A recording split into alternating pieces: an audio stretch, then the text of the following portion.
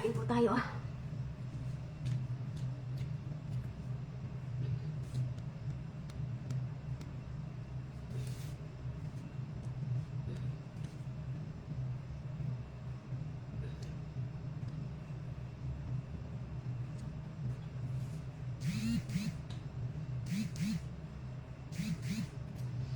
Yan, makain ako. Kanay bak na yan.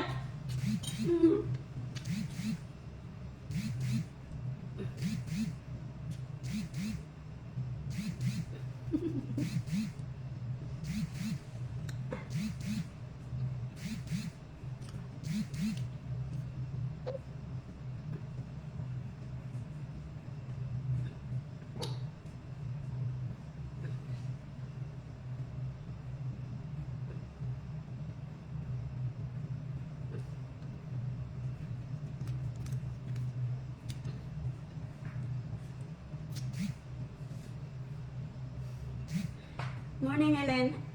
Elna. Kain tayo. Hindi mo nakikita ang ano.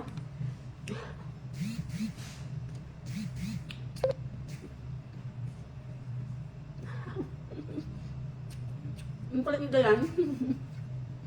Morning, good morning po sa inyong lahat. Almusal tayo. Nawala na ang diet ni Inday. Nagutom na.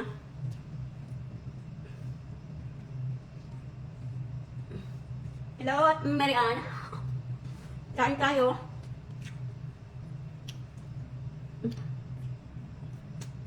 Wala, hindi na nakapag-diet. Pwede mag-exercise pero hindi pwede mag-diet. Nanginginig ang laman ko.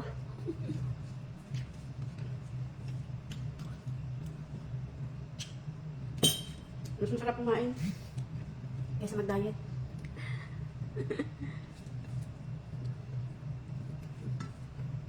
Happy yung alamang kong dala. Niluto ko yun sa Pilipinas.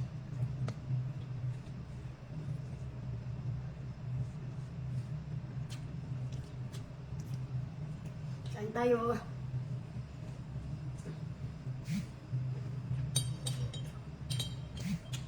Siyempre, hindi nawawala ang kape.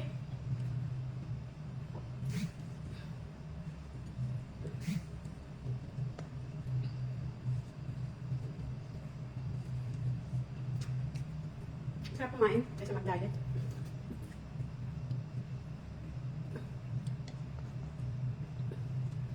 Diba? Wala po, pampasakit ng bato itong aking kinakain. Araw-araw kung may alamang. Try yung mabuti ko nito.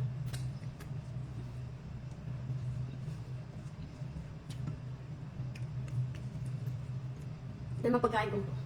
Hanggang mamaya na yan. Kaya yung talong ko, isa lang nakain ko. Buti na ulit yan ng mamayang gabi.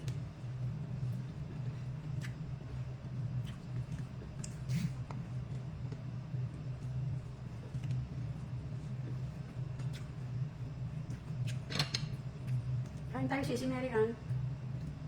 Sarap kumain. Solo ko na yung bahay. Kaya lang, kahit nag-iisa ka naman, bigat ko pa rin maglinis.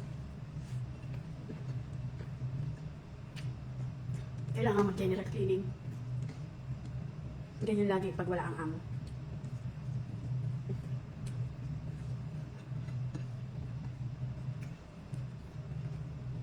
Sarap ng alamang.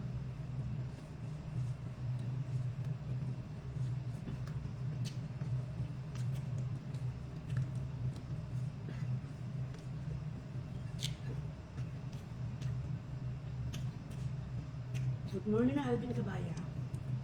Morning po. Kain po tayo. Ito po ang buhay ng OFW. Nag-iisang kumain.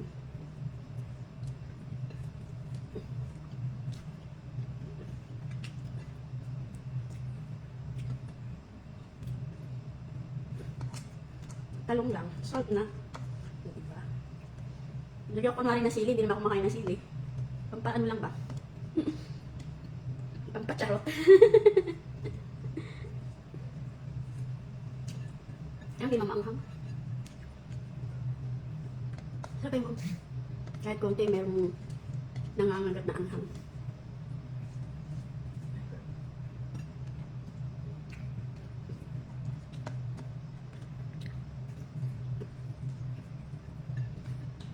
Ano ba yan?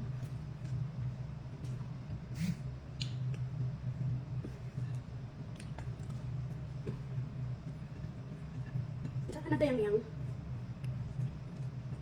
Ay, nagbabalot ang labi ko.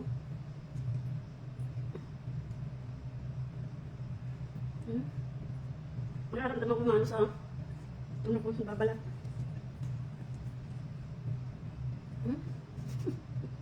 Ano ba yan? Tapos na ang alimusan yung dahil. Sarap. Diba? Isang talong lang, isang hiwa lang ng talong. Saka kabiyak na ano ng tilapia na ano ko. Nakain ko. Good morning, Sisi Linda. Nabusog na si Inday. Maya-maya, kultura na. Laki ng bahay kong lilinisin. General cleaning po kapag wala dito mga amo. Ang kagandahan lang ng walang amo, pwede kang kahit anong oras ka magsimula. Yun lang kagandahan, pero mahirap din. Dahil talagang obligado kang maglinis. Kasulok-sulukan, kahit kisame, lahat, kukod ko rin. Nag-start na nga akong maglaba. Laba muna ang ginawa ko ngayon. Puro mga bedding. Kung paplansya naman, kaya ako muna mag-start maglinis. So, tapusin muna yung mga damit. Damit muna ako.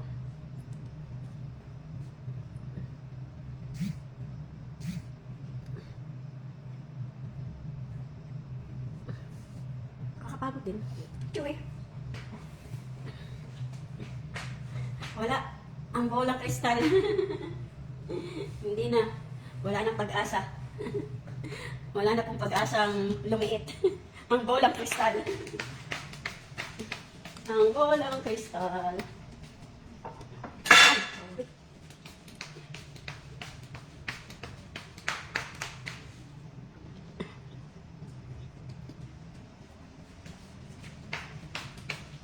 Maghuhugas din tayo. Bago. Masuk sa kwarto. Pwede yan yan. Tawag ka ng tawag. Mamaya, tatawagan kita. Buso. Wait a minute, kaping mainit, ha? Wait lang. Tatawag ka mamaya. Wait.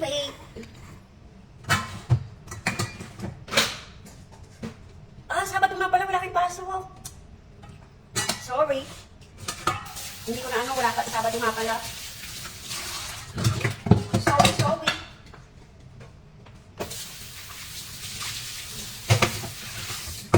Kaya nakausap mo na ba si Tita Cory para sa graduation mo? Graduation. Yung aming heater hindi nagawa.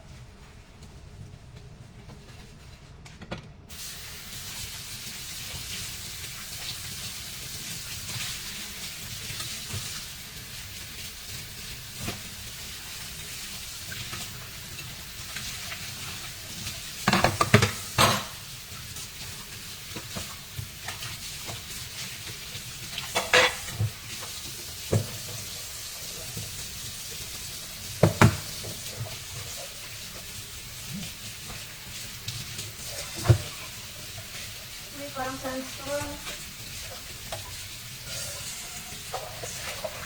Parang may sandstorm.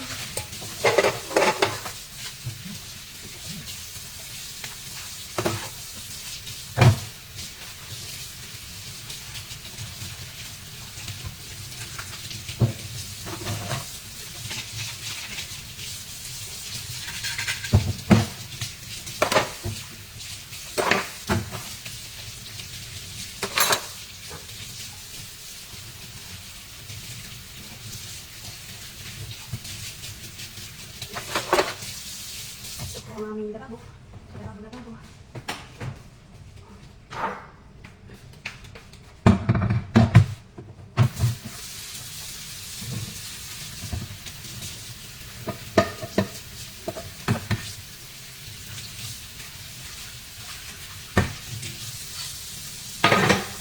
ko alam saan mag-uumpisa ng paglilinis.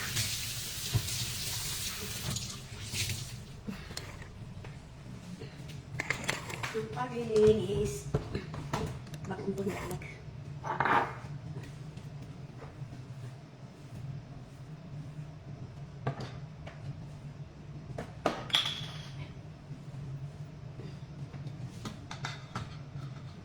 Ito ang aming kusina. Kailangan ko pa.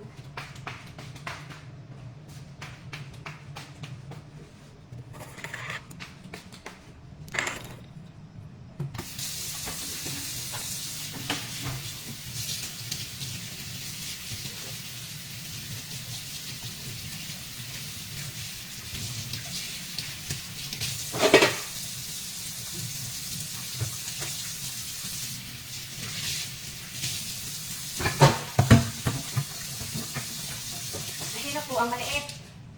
Itong aming kusina. Buti may naman hanggang dito po.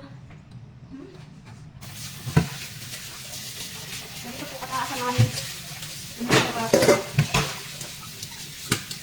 Parang pang-giant po ito. Hindi pa po.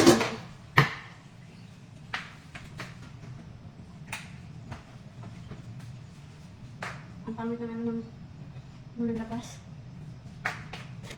Ang labas po namin eh. Ay, naku. Teka lang. Lagay ko na naman ito sa rep. Kasi may aso po kami. Ayan, hindi pwedeng hindi ilalagay sa rep ang pagkain. Dahil aabot po niya ang pagkain na nandiyan sa lamesa. Hindi bagay na ano. Ako ay papasok muna sa aking kwarto. Kailangan ko lang pa tayo. Joey, behave ba?